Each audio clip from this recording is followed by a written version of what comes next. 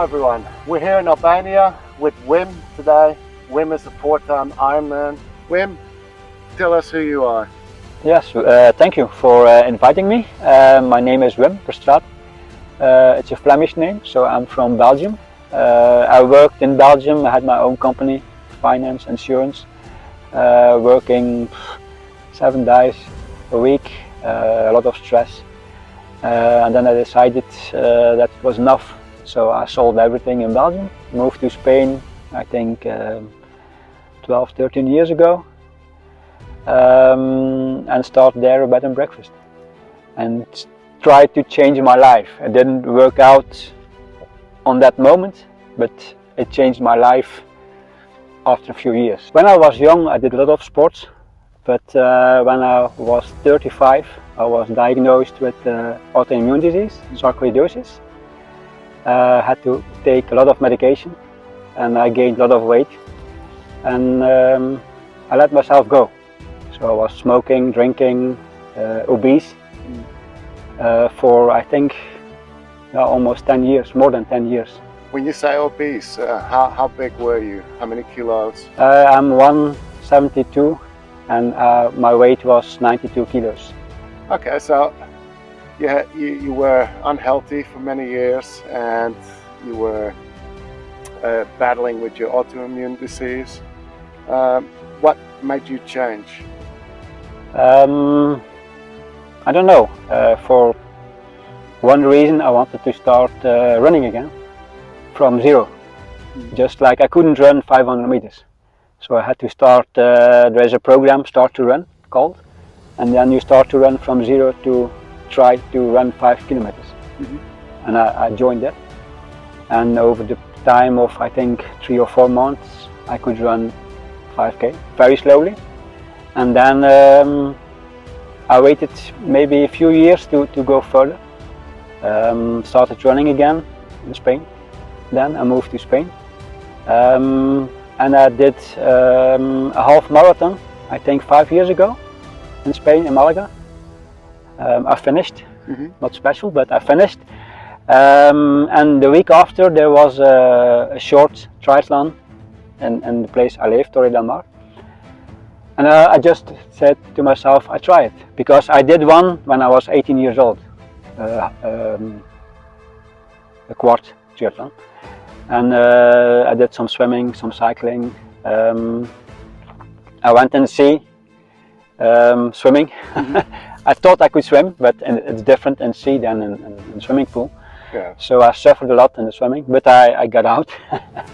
Started cycling, and I finished my first sprint triathlon. I was lost, but then I met a Spanish young guy who does training. Started talking and started training. So he started training you up for something, or you just started training together? To get fit again. Yeah. My goal was to do a quad triathlon in that year. So we were training, I think, almost a year to achieve this. Started to proper swimming, cycling, running. And then in that year I did my first quad triathlon. And then you start thinking about more. Yeah. You feel good. I lost a lot of weight. How much weight did you lose? I think that time, maybe a little bit more than 10 kilos. 10 kilos. I lost 10 kilos. And start working. Yeah. And the guy who trains me had a very good contact with him. Also personally, so we became friends. When did you decide to do your first Ironman? Because that's quite a big thing. Yeah, I decided to never do this because it's crazy, and people who do this are crazy. But you come closer and you do the Ironman has 70.3. That's a half distance. So that was my first goal, and then that's enough. So I did my first 70.3 in Portugal, I think 2018, and I did a few because I felt good. My condition was going very good, And then I was talking to my trainer and I asked him, what do you think? Do you think you can make me for a full Ironman? He says, no, why not? Just longer training days. And I had time because I had time to train. And in Spain you can train the whole year. It's always good weather, like here.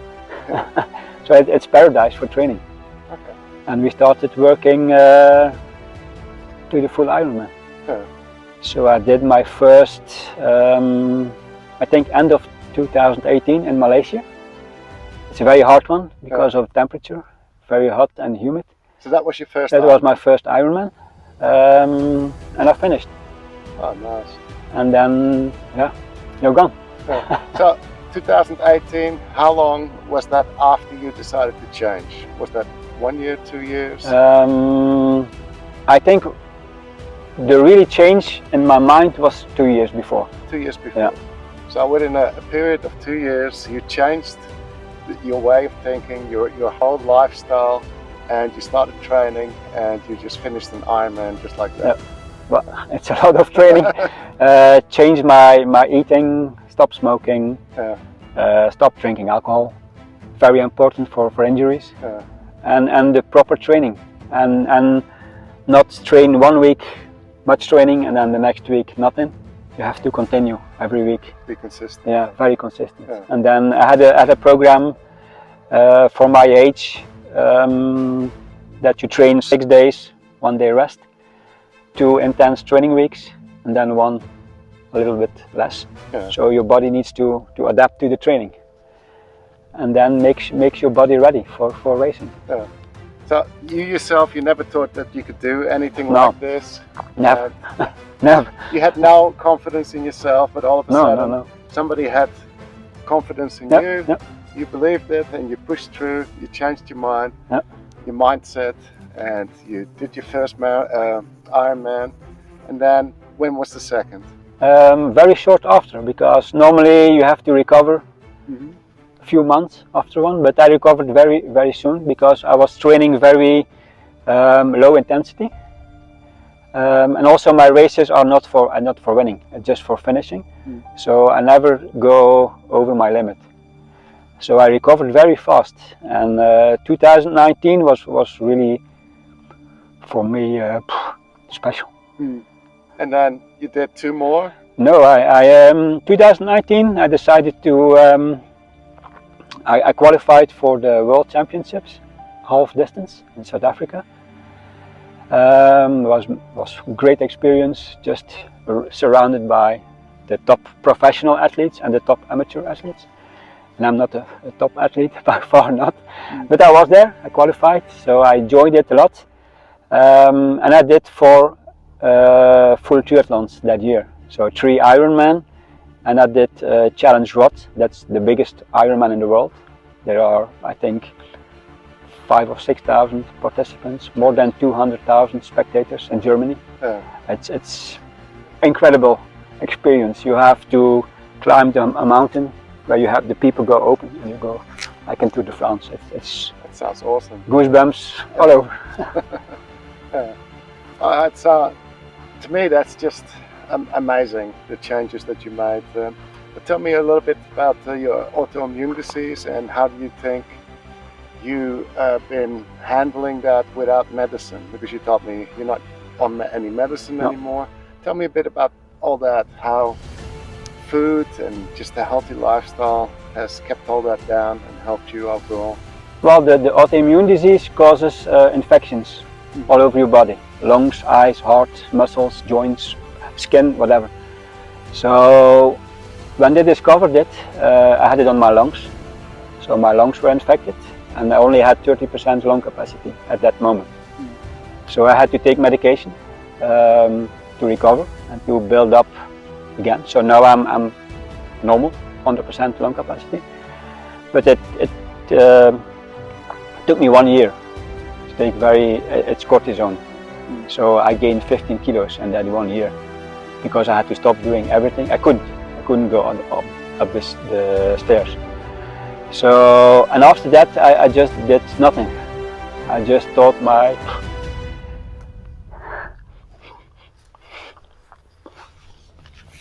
Tell me. yeah, that my life was finished. It's emotional for me because I was very deep.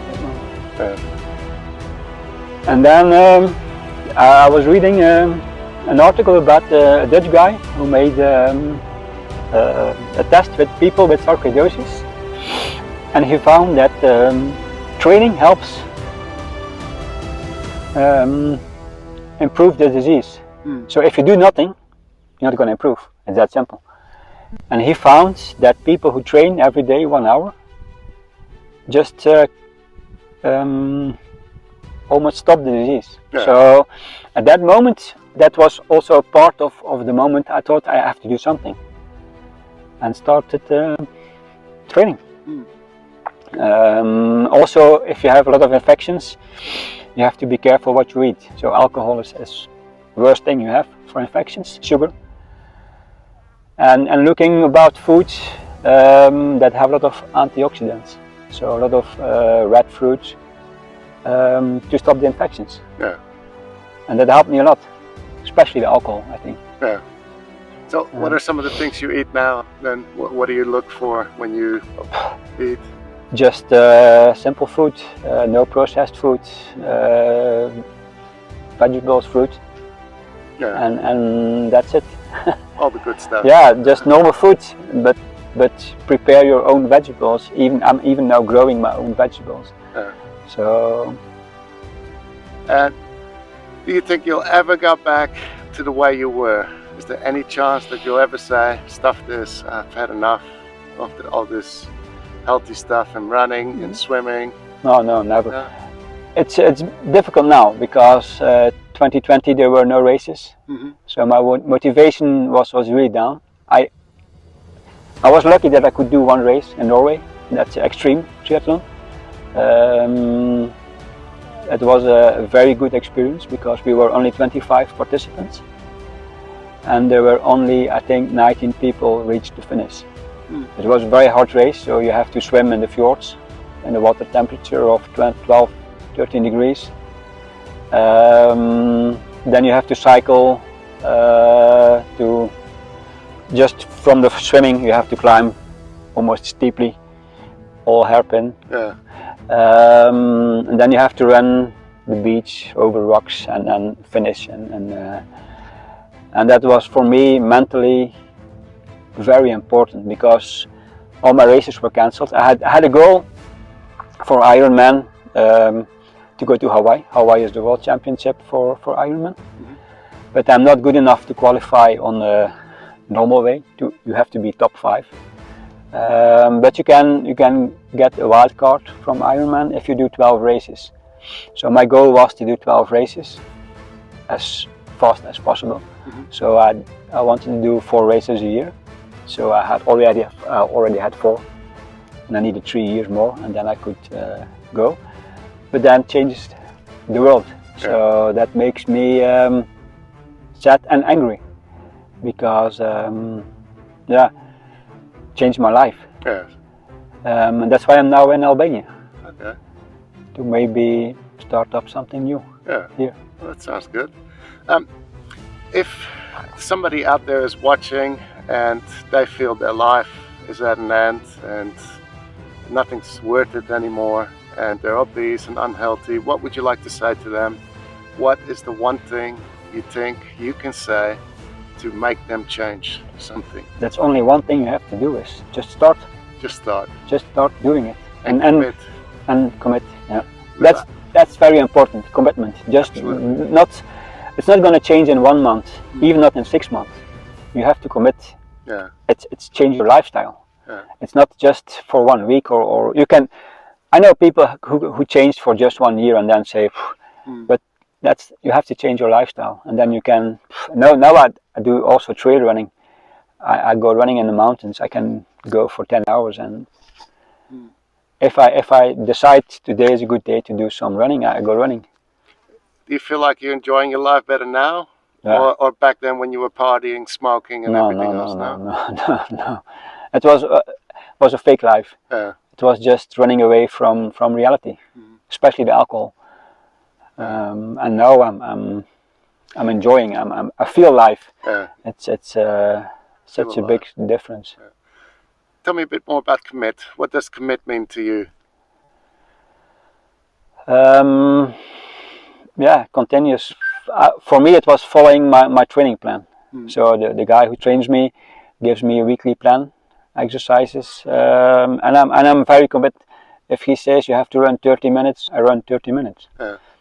Even a little bit more, and he knows.